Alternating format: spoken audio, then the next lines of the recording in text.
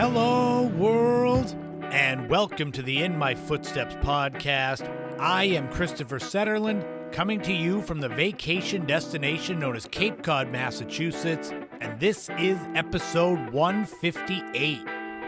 We've always got a heaping helping of nostalgia, but this week the nostalgia is going to border on the weird, and we're going to start it off literally with the weird news stories of the 1970s.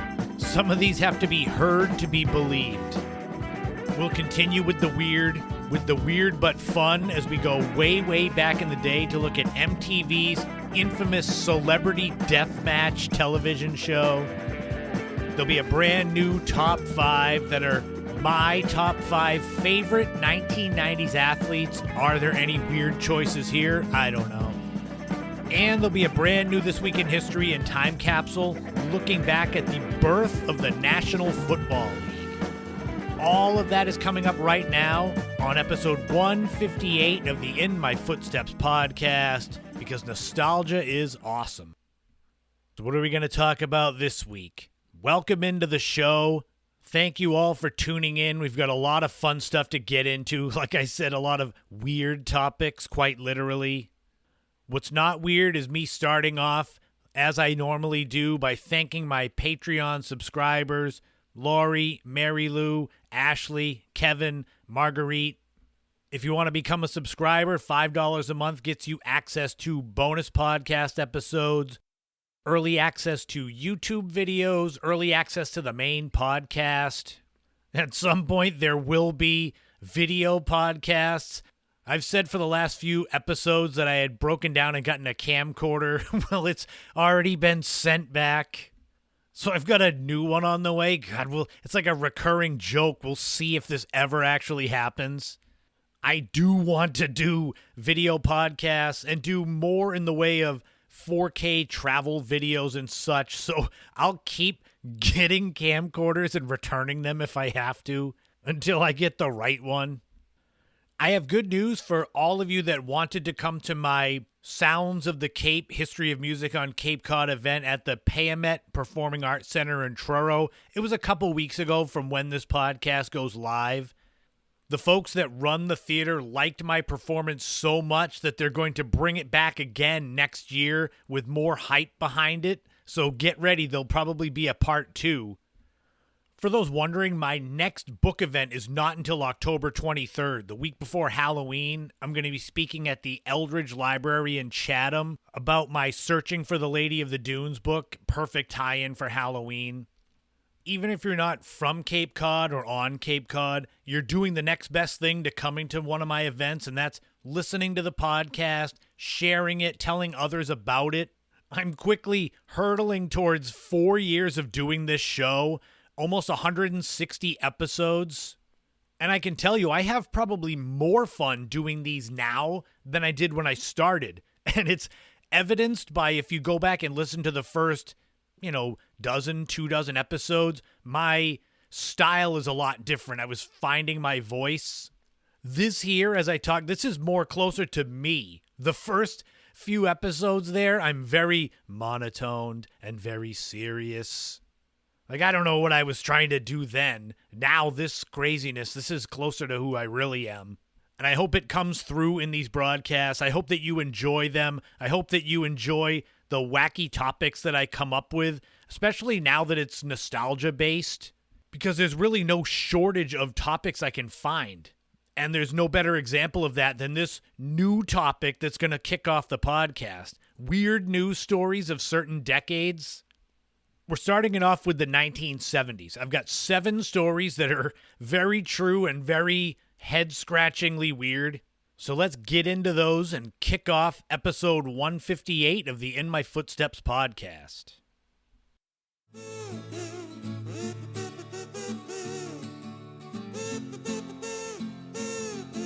I was debating which kind of weird music to have to kick off this segment.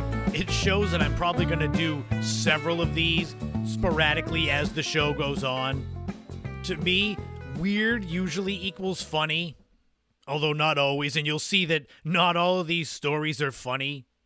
The gist of this segment, weird news stories of certain decades, I've got lots of countdown segments that come and go on this podcast, so I tried to make this unique. So there's 7 stories from the 70s. Some of them are funny weird, some of them are shocking, and some are kind of tone deaf. But one thing they have in common is they're all true. They're all real.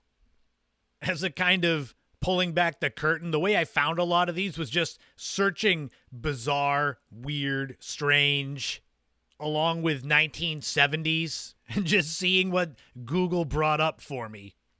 And you'll have to let me know if you enjoy this segment, because obviously there's loads more decades that I can do these segments from, and I've already seen stories that I want to include. So that's a bit of foreshadowing. This first one here is more along the lines of funny weird, but also just mind-numbingly stupid. We go back to January 1973 in the state of Texas. Texas State Representative Jim Castor filed a bill that would have required criminals to give their victims 24 hours notice before they committed a crime. I had to literally pause recording this and just laugh and shake my head, because how is that anything that you would think was a good idea? So a criminal is going to rob someone, stab someone, steal their car, but yet they're going to warn them before, so they're going to break one law but follow this stupid one. I don't know how many of you out there have ever seen the Tom Cruise movie Minority Report from 2002, where they can basically prevent crimes before they happen. It's a pre-crime unit. So you could go up to someone and say, you're going to rob a bank in a year, so we've got to put you in jail now. That's kind of the stupidity of this bill. And obviously, even the representative, Castor, knew that the criminal wouldn't do it.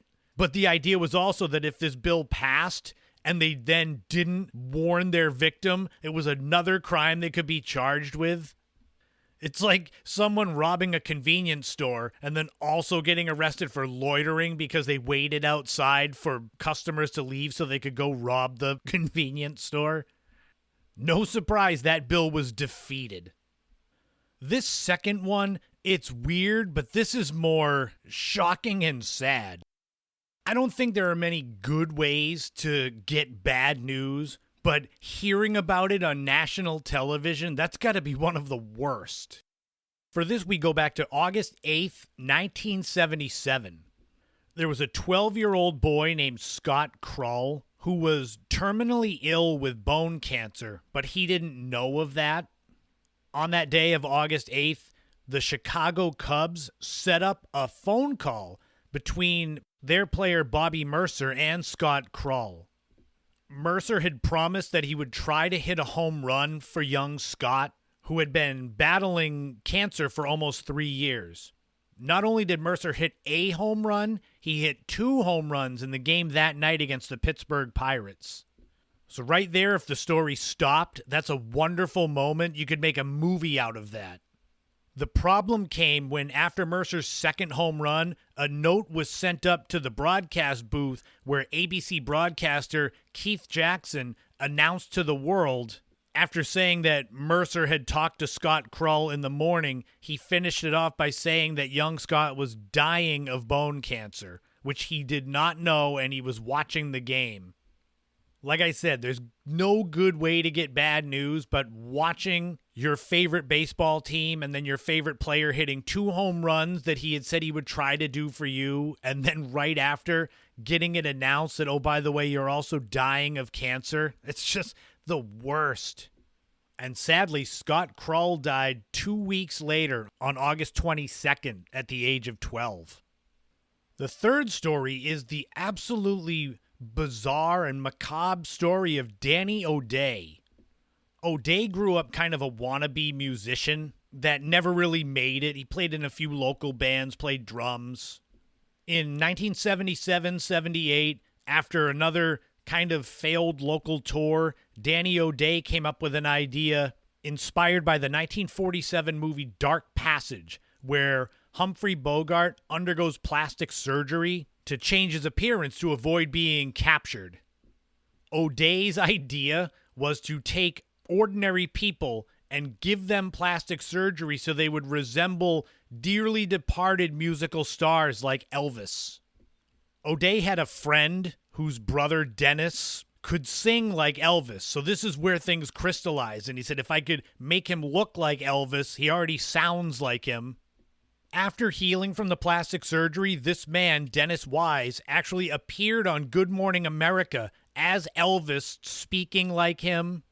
It was initially a success with Dennis Wise performing shows until he realized that he hadn't read the fine print of the contract. He had signed with Danny O'Day for 50 years, and he was entitled to half of his earnings. O'Day ended up convincing other people to get plastic surgery to look like Jim Croce, Janis Joplin, Jim Morrison. It did not take off the way that he had hoped, and Danny O'Day, he passed away in 2003 without really assembling his army of look-alike celebrities. The fourth story here is something that some of you might be familiar with. Others of you might not know that it was real. I'm sure the majority of you have heard of the Nightmare on Elm Street film series, and the premise behind it that Freddy Krueger could kill you in your dreams. But did you know that that is based on true events? No, Freddy Krueger is not real, but the events that people were dying due to their nightmares. This was actually a real condition that really came to light in the 1970s into the early 80s. Sudden, unexpected nocturnal death syndrome, SUNS. This was common in people from Laos, Cambodia, and Vietnam who had been fleeing the genocide of Southeast Asia. Their nightmares from those events would sometimes kill them. They'd be found dead, but with their hearts wildly beating, with a lot of these victims having told others about these horrible nightmares they were having leading up to their eventual death. It got so bad there was an article in the Los Angeles Times about these people seemingly healthy dying in their sleep. And according to the indigenous Hmong people of China, SUNS was the result of evil spirits reaching people in their sleep who had not worshipped properly. So there's the evil spirit part of it. And obviously, director Wes Craven saw these stories and used them as the basis of A Nightmare on Elm Street. That one's pretty wild and creepy, but the fifth story here is way less serious to try to add a little light to this segment. And that is the story of the group called the Committee to End Pay Toilets in America. This group, it started as a grassroots political organization. It was founded in 1968 by high school and college students in Ohio. And their goal was to eliminate pay toilets, which required a dime or more to open. The grassroots campaign and pressure on states actually was successful. According to a 1974 Wall Street Journal article, there were at least 50,000 pay toilets in America that were mostly made by the Nick O'Lock Company.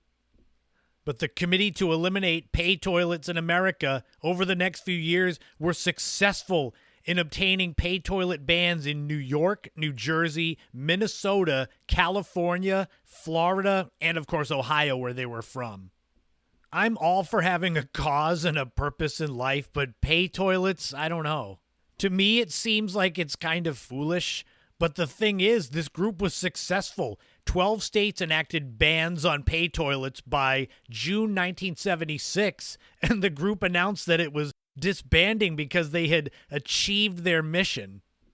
I guess they really are an example of follow your dreams. I've thought it was weird to be doing content creation and podcasts and spending 20 hours a week doing that. That's nothing compared to people spending hours and years trying to get pay toilets shut down. The next one here, the sixth story, is probably one a lot of you are familiar with, or at least have heard the gist of it, and that's the story of Hiro Onoda, the man who continued fighting World War II nearly 30 years after it was concluded. Onoda was a second lieutenant in the Imperial Japanese Army during World War II, and he was stationed on Lubang Island in the Philippines with several others. And the mindset was carry out guerrilla warfare, never surrender. After the war ended, the Japanese army, the Japanese people were trying to find these soldiers and let them know the war was over. They were dropping leaflets. They were having over loudspeakers announcing to come out that the war was over. But Onoda and his crew said that's exactly what the enemy would want us to think. They'd want us to come out so they could kill us. One by one, the other members of Onoda's crew died, were killed. But they were continuing to shoot at locals and raid farms and villages. World War II ended in 1945.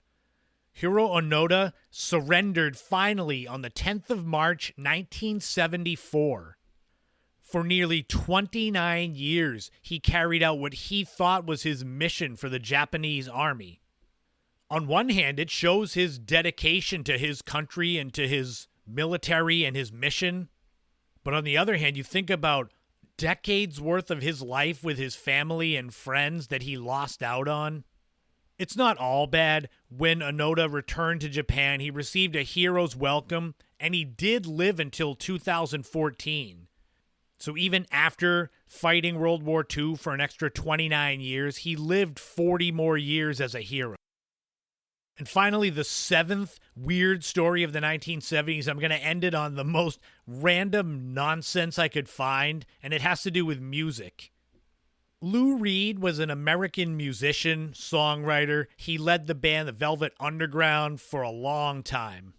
For as acclaimed as Lou Reed is, in 1975, he released what is widely considered to be at least one of the worst albums ever made, called Metal Machine Music.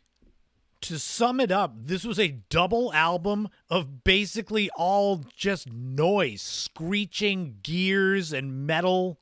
The album was shrouded in secrecy, with Lou Reed recording it by himself in his Manhattan loft, sometimes working deep into the night. The album did not sell well. And the stories behind why Lou Reed seemingly tanked his own career, at least briefly, with this awful album of horrible noises. There's two popular theories. One is either that he was trying to get out of his record deal, so he put out this album to fulfill his contractual obligations, and it was just awful. The other is that he was trying to weed out the fans that only wanted to hear his popular songs like Walk on the Wild Side. Which I don't know, if you put out an album of just gears and screeching noises, how many fans are going to want to stay and listen to you anyway, even if they didn't like your most popular songs?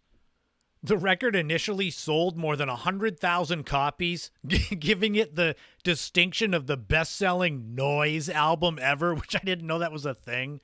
But the problem was most copies were quickly returned when people realized there wasn't songs or music, it was just crazy noises.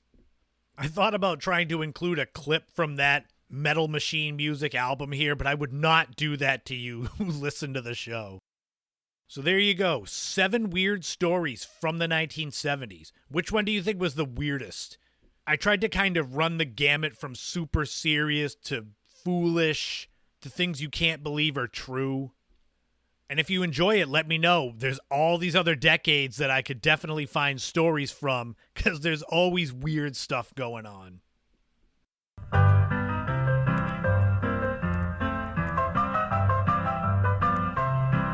This week in history, we are going back 104 years ago to August 20th, 1920, and the birth of what is today known as the National Football League. Today, the NFL is the most popular sports league in America, American football. The vast majority of the most watched television shows in history are the Super Bowl, which was why when I did the countdown of the highest rated television show episodes ever back in episode 149, I had the caveat that I had to remove all the Super Bowls, because that was basically the top 10 and it would be boring. American football traces its origins back to the late 1800s, and it evolved from this blend of rugby and soccer.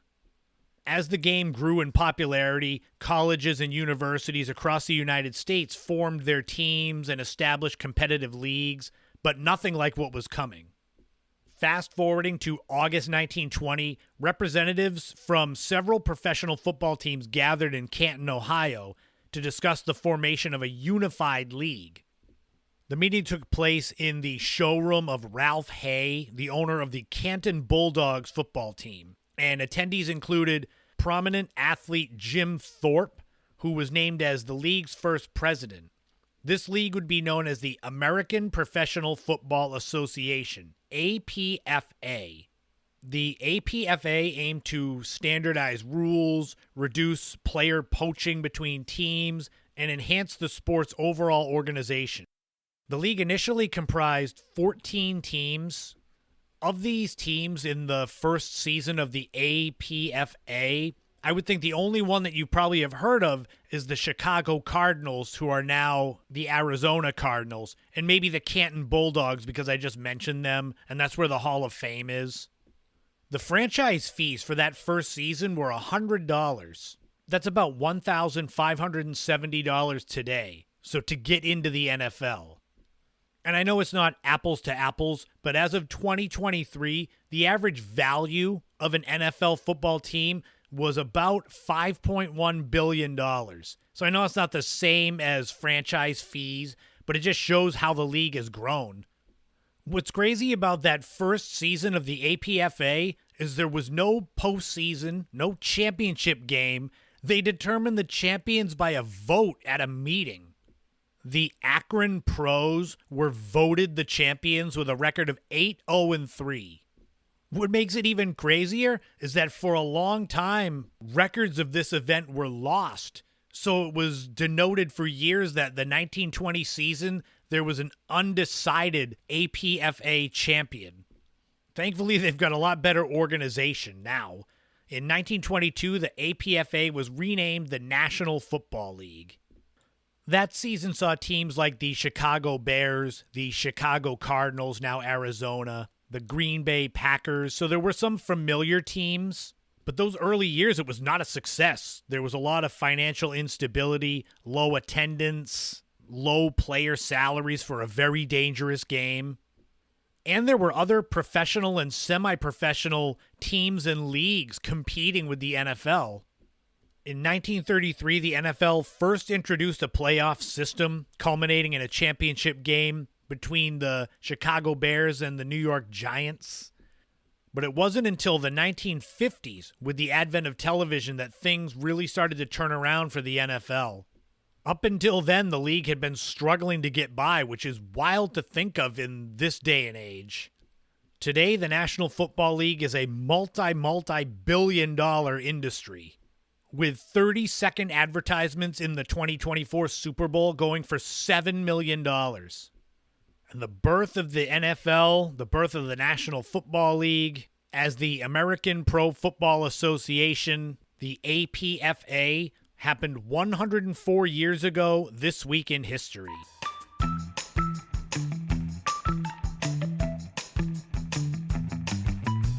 Oh, by that sound, it is time capsule time. This week we are going back 94 years ago to August 20th, 1930. The reason I chose this date is that it's the oldest radio program ratings that I could find. So it's probably the oldest time capsule I could possibly do. So let's see what was going on in the world of pop culture way back then. The number one song was Happy Days Are Here Again by Ben Selvin. This song has been recorded numerous times, including more recently by Barbra Streisand. It was in the 1930 movie Chasing Rainbows. It was the campaign song for President Franklin D. Roosevelt during his first run as president in 1932. Ben Selvin's claim to fame is being in the Guinness Book of World Records as the most prolific songwriter ever. In his career, he was estimated to have put out anywhere from 13 to 20,000 songs. So, modestly, if you were to write one song a day, every day, to get to 20,000, it would take you more than 54 and a half years. So that is a lot of songs. The number one movie was Song of the Flame, and you could get into the theater with a ticket costing 35 cents. This is a movie based on the 1925 Broadway musical of the same name, And it was a movie shot fully in color in 1930, even though it wasn't shown in color in most theaters. It starred Bernice Clare as the character that would be known as the Flame, along with Alexander Gray. It's 82% fresh on Rotten Tomatoes. I wasn't able to find anything as far as box office numbers, budget for the movie, but it does have another claim to fame, as the initial showings of Song of the Flame were preceded by the first ever Looney Tunes cartoon called Sinkin' in the Bathtub, starring the character Bosco. The number one radio show, because there was no TV, was Cheerio. Cheerio was a character meant to be happy and get you in a happy frame of mind. Charles K. Field, an American journalist and poet, he played the Cheerio character. The show was on from 1927 to 1940, and the Cheerio character became something akin to Pee Wee Herman, where Charles Field wrote a book as Cheerio. So it's sort of like in Pee Wee's Big Adventure where it says Pee Wee Herman played by himself. So they became one and the same, which is kind of weird. And if you were around back then, August 20th, 1930, you'd be 94 if you were born that day. But maybe you were looking to make a hot meal for your family. Well, you're in luck. You can get yourself a Glenwood C226 gas range with uninterrupted gas service called a never-before-seen kitchen convenience. And you could get this range for $120, or about $2,250 when adjusted for inflation to 2024. This gas range looks like what you would see in every classic old movie, but I'm sure at the time it was cutting edge. And that's going to wrap up another time capsule, another This Week in History. We're going to come forward a little bit in time with a brand new top 5 as I look at my favorite 1990s athletes. Your list may vary, but let's get into mine right now.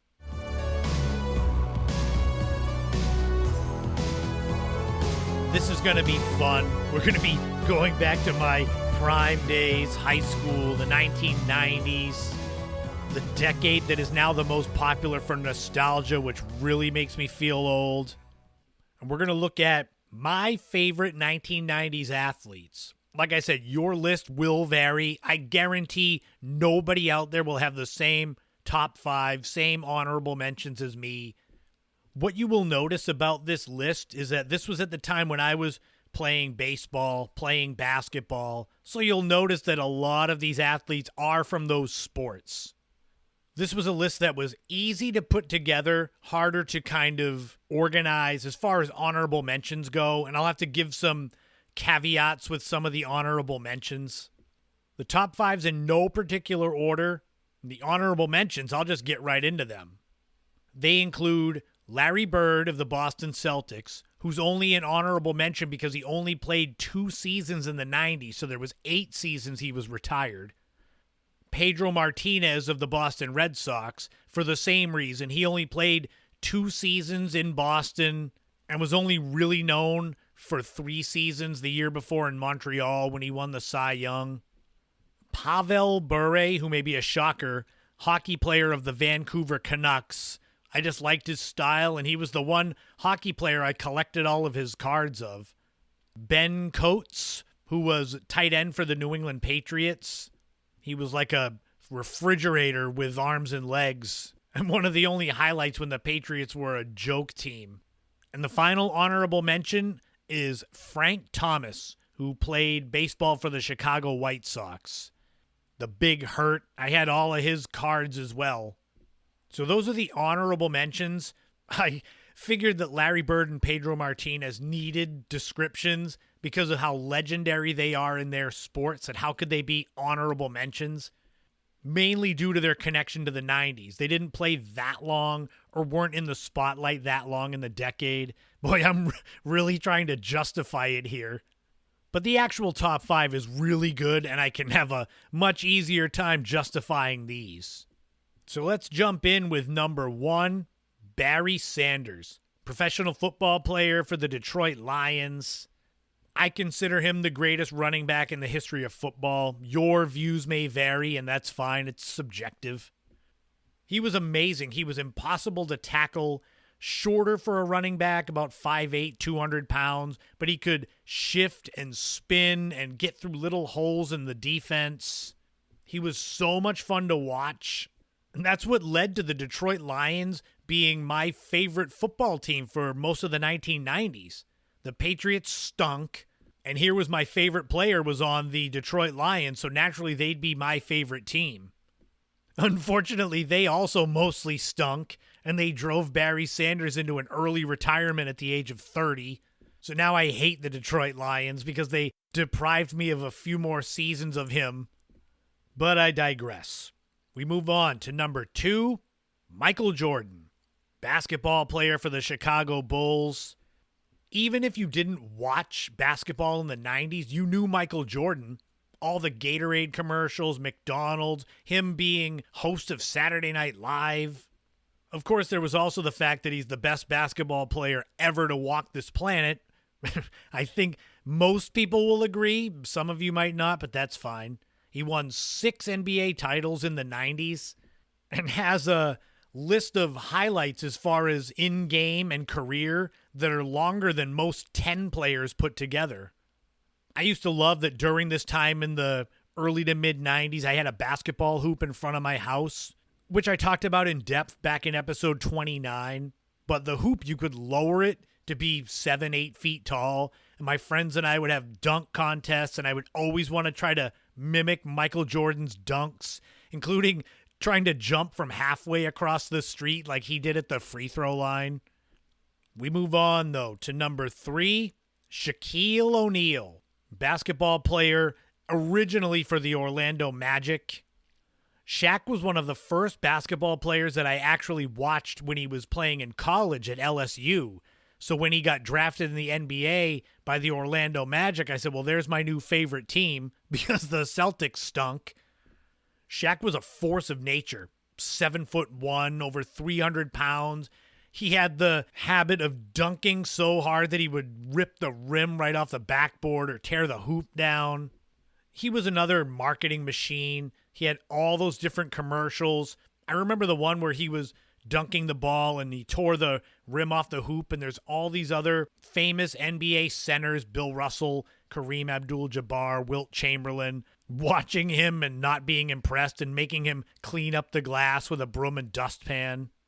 Shaq went on to be a champion in the NBA when he went to the LA Lakers and got paired up with Kobe Bryant. And he's still front and center today as an analyst for TNT for their basketball coverage. The funny thing about the first 3 of this top 5 is I can close my eyes and I believe I had posters on my wall in that order of Barry Sanders, Michael Jordan, and Shaq all next to each other. We move on, though. I actually had to have an athlete from Boston in the top 5. And that's number 4, Roger Clemens, pitcher for the Boston Red Sox. When I was playing baseball, if I was going to be a pitcher, I wanted to be Clemens. Even when the Red Sox stunk, he was still appointment viewing. I remember after the 1996 season when he left and went to Toronto, I never thought that could happen. He had been a Red Sox player as long as I'd been a fan. And he actually got better when he went to Toronto, although there are rumors of why he got better as he got older. Roger Clemens with the Red Sox won 3 Cy Young Awards and an MVP, but no World Series. Unfortunately, he won his World Series when he left and went to the Yankees. And finally, number 5 on my list of my top 5 favorite 1990s athletes is Ken Griffey Jr., baseball player for the Seattle Mariners.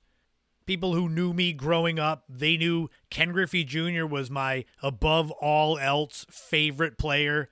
He and Barry Sanders were 1 and 1A, but Ken Griffey Jr., because I played baseball, was number 1. The smoothest swing that I wish I could have imitated. I remember trying to mimic so many baseball players' swings and just never being able to get Griffey's down. He became my favorite player during a game that I attended at Fenway Park in 1989. I was in center field, 12 years old.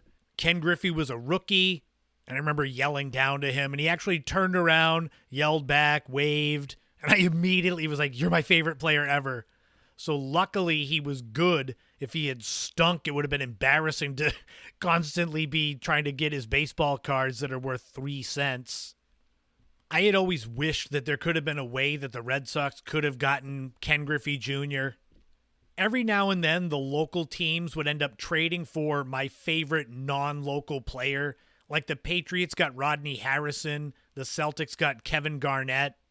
I wanted for so long for the Red Sox to get Ken Griffey Jr., or maybe the Patriots to get Larry Fitzgerald, but it just never happened.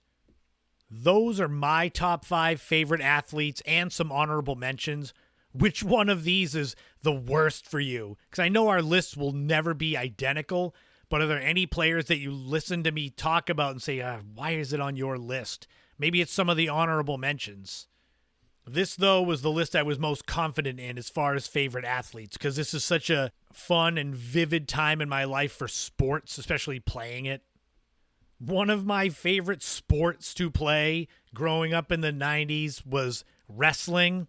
I'm trying to segue here as we go way back in the day to, I guess, what's not really wrestling, but it was a death match, a celebrity death match. So let's talk about that.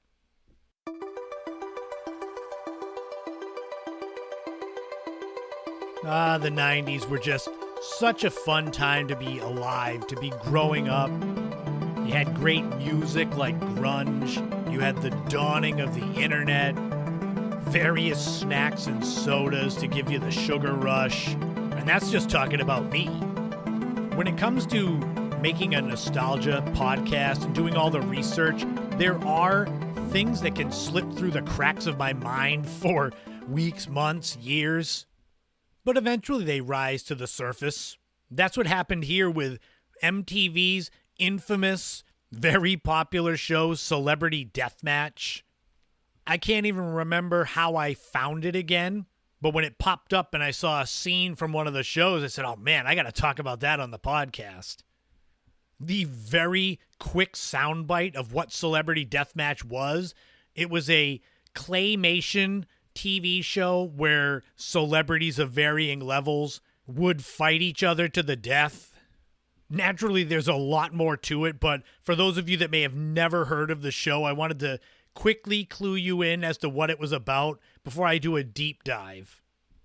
Claymation as an animation style, it's been around for decades. The Wallace and Gromit movies, the California Raisins commercials, and then failed TV shows. What I'm going to talk about here as we go back in the day is about the original Celebrity Deathmatch, which was from 1998 to 2002. It was, for all intents and purposes, a parody of professional wrestling because the matches took place in a ring. There were announcers. It was different in the fact that you could have kind of cartoonish, really gory violence happen to people that you knew. Although mainly the celebrities didn't voice themselves, because who would want to voice themselves getting killed? I mean, I would. It would be fun, but some celebrities don't have humor like that. The show itself was created by Eric Fogel and produced by John Worthlin Jr. for MTV. Back in 1998, MTV was still mainly a music channel. Sure, they had started to delve into reality shows, Real World, Road Rules, True Life. They also still had 120 Minutes, Total Request Live. They were still doing reruns of Beavis and Butthead and Daria. So you can see kind of the style of MTV at the time that Celebrity Deathmatch came along. There was definitely a hole in the schedule for celebrity on celebrity murder and violence. Celebrity Deathmatch.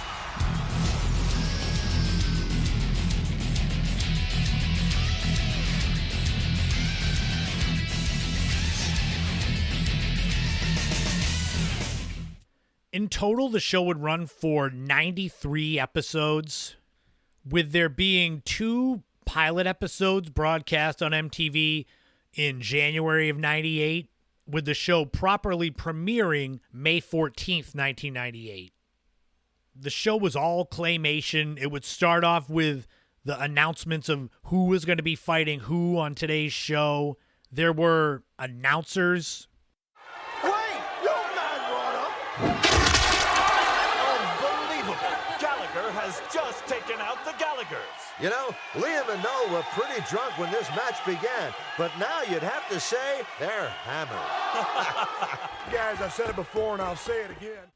Johnny Gomez, who was voiced by Maurice Schleffer and was the more normal announcer compared to his partner Nick Diamond, who was voiced by Len Maxwell, and he was perceived to be an alcoholic who would constantly make screw-ups on the air and occasionally bring his son to work to see his favorite celebrities get murdered.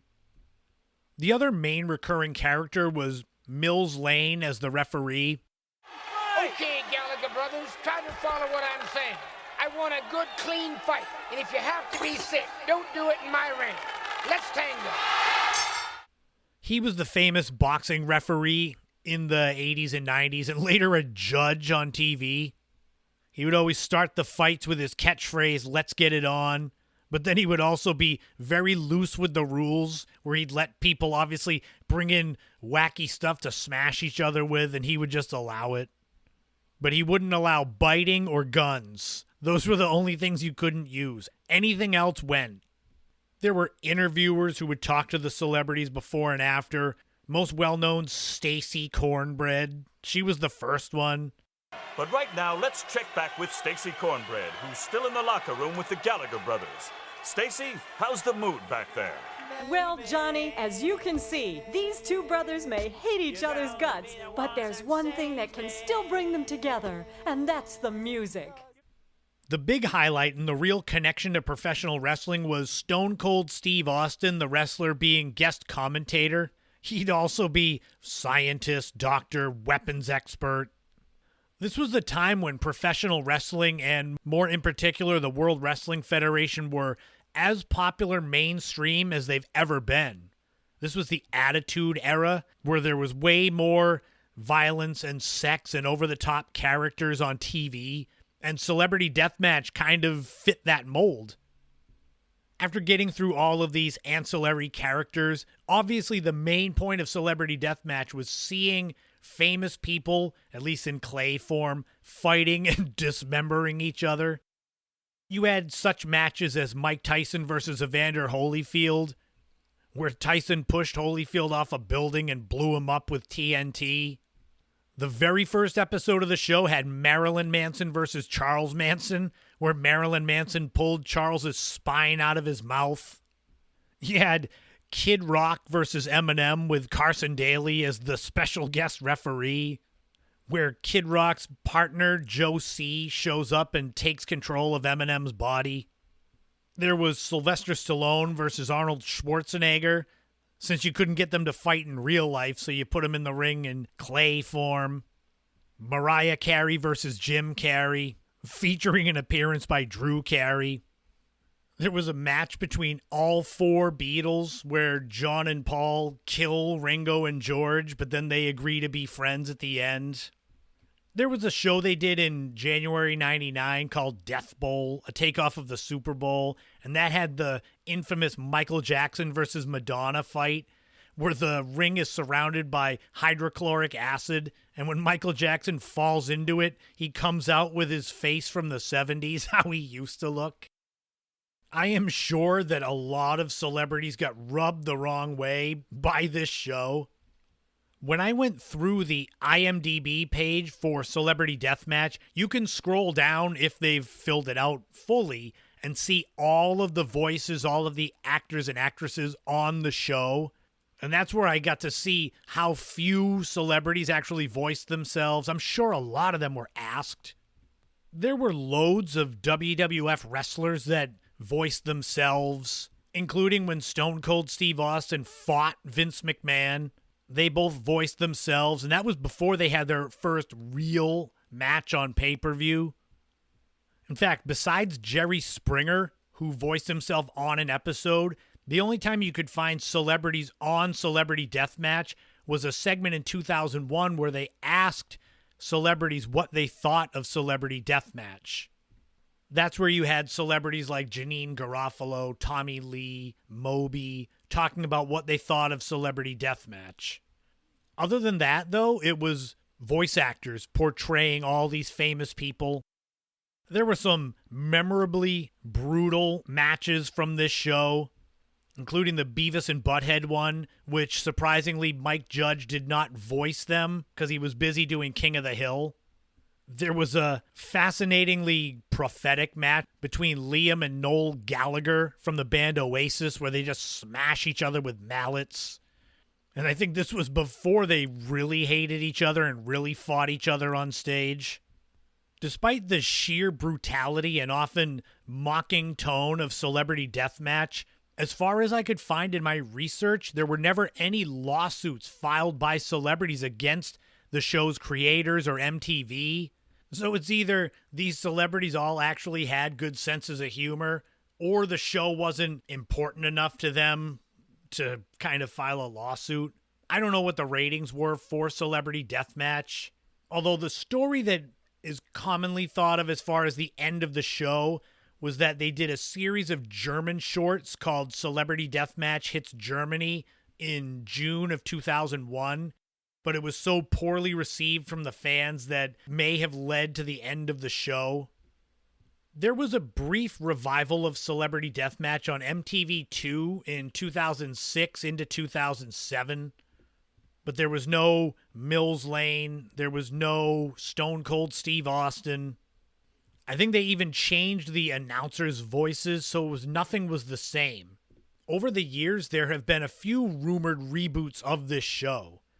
I don't know if it's a product of the 90s. I don't know if you can have a show like Celebrity Deathmatch now where you pit celebrities against each other and have them kill each other. I don't know how their fans would react. You can find certain fights from Celebrity Deathmatch on YouTube. On Paramount, I guess all you can find is that revival, which if you're going to dip your toe into Celebrity Deathmatch, don't look at that one. Go back to the originals. Did you ever watch Celebrity Deathmatch, especially when it first came out? And did I name off any of your favorite fights? And do you think the show could make a comeback now in the 2020s? Society is definitely different from way back 25 years ago when I was watching this show first run. I think this might be one where it's better to leave the memories alone.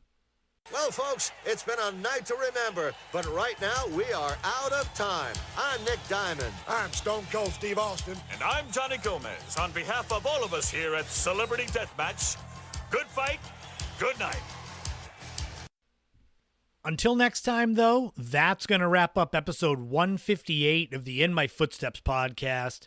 Thank you so much to all of you for listening, sharing, subscribing on YouTube to my channel. I'm trying to get kind of in a rhythm with putting up videos. Over the last few weeks, I've done video segments on the weirdest Atari games ever, the story of Cape Cod's Lost Lighthouse, how I got out to the most exclusive location on Cape Cod. I'm doing a lot of these old Cape Cod segments as videos now because even though I don't really do Cape Cod-centric content on the podcast, I've got a lot of good stuff and good stories I think that work well as videos. Next week, it's going to be episode 159. And interestingly, the show drops on the birthday of my oldest friend, Barry. You've heard me talk about him ad nauseum on here. My goal is I'm trying to get him to at least pick one segment he wants me to talk about. He doesn't have to program the whole show, but at least something so it can be kind of a birthday gift to him. The pressure's on, because I can always pretend that he wanted to have me talk about certain things and have them just be terrible topics and say, it's Barry's fault. He created, developed, and still runs my homepage, ChristopherSetterland.com. That's where you can find links to all 9 of my books. As I said at the top of the show, I'm not doing another book event until the week before Halloween, so I've got some time in between. But I think I've already got a few scheduled into the new year, so we'll see. I'll obviously keep people updated as my schedule fills out. Make sure to check out my Initial Impressions 2.0 blog that follows the weekly weirdness and randomness of my life. If I ever get a dang camcorder that fits what I want, that's going to be what I use for my video podcast, will be the Initial Impressions 2.0 blog. So as I'm sitting here right now recording this show, I'm kind of in a holding pattern. Recently, I got some very bad news about my Uncle Bob, one of my favorite people, one of my favorite family members, someone that I still keep in touch with to this day a lot. He's had a lot of health issues over the last several years, some of them pretty severe, but he's always bounced back or fought through them with his typical dry, sarcastic humor that runs in my family. But this here, I don't know. I don't know if he's going to come back from. He suffered a major stroke, went in for surgery, and developed pneumonia, and he's on a ventilator. This is as of the time I'm recording this. I don't know what the end result is. It does not sound good. I'm hoping that he has more time, that he has at least opportunities to say goodbye to people. I've been lucky in my life to have several great role models, male role models in my life. And I've had a couple really, really terrible male role models. And it's sad that the good ones are the ones that are leaving this earth, or could be, when the bad ones are the ones that are still hanging around. I'm not wishing bad things on the bad people. I just wish good things for the good people. And I hope my Uncle Bob can make some miraculous comeback at the end. And I was delaying even talking about this at all because I don't have the update. My cousin, his daughter, I haven't heard back from her, so I don't know what's going on right now. It's just another reason for me to share that you should make time for those that matter. If you're thinking about someone right now as I'm talking, just message them, text them. I do that. I'm trying to get better where it doesn't have to be some big 10-page letter to someone. It's just a text, hey, just checking in to see how you're doing. I'm glad that I kept in touch with my Uncle Bob basically on a weekly basis all the way up until this past health scare. But he's one of the most universally liked people that I know in my life, my Uncle Bob. So we're all pulling for you. It might be a long shot, but if anyone can make a comeback, it's you. So give your thoughts and good vibes and prayers for my Uncle Bob. And remember, in this life, don't walk in anyone else's footsteps. Create your own path and enjoy every moment you can on this journey we call life, because tomorrow's not guaranteed. You never know what comes next. Thank you so much for listening. This has been the In My Footsteps podcast. I am Christopher Setterlin. You already knew that. I'll talk to you all again soon.